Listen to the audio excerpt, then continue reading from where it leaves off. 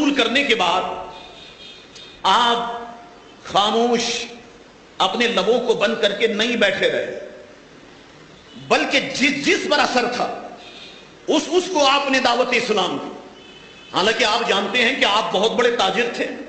حضرت ابوبکر صدیق کا بزنس مکے سے یمن اور یمن سے شام تک پھیلا ہوا تھا، اور سواریاں جاتی تھی اس پر اور مال اس پر جاتا تھا۔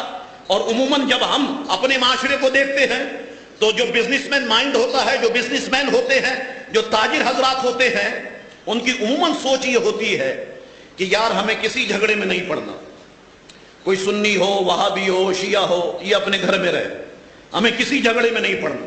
اگر ہم ان معاملات میں پڑیں گے تو ہمارا بزنس متاثر ہو جائے، ہماری نظر اس کی جیب پہ ہونی چاہیے، مال دینا ہے، پیسہ لینا ہے، عقیدے کی بات نہیں کرو، مسلک کی بات نہیں کرو، اس سے جھگڑے پیدا ہو جائیں گے۔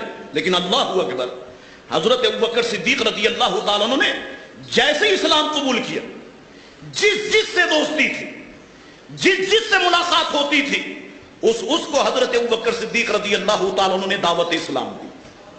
اور میں آپ کو بتاؤں کن کن لوگوں نے اسلام قبول کیا حضرت ابوبکر صدیق کی دعوت پر؟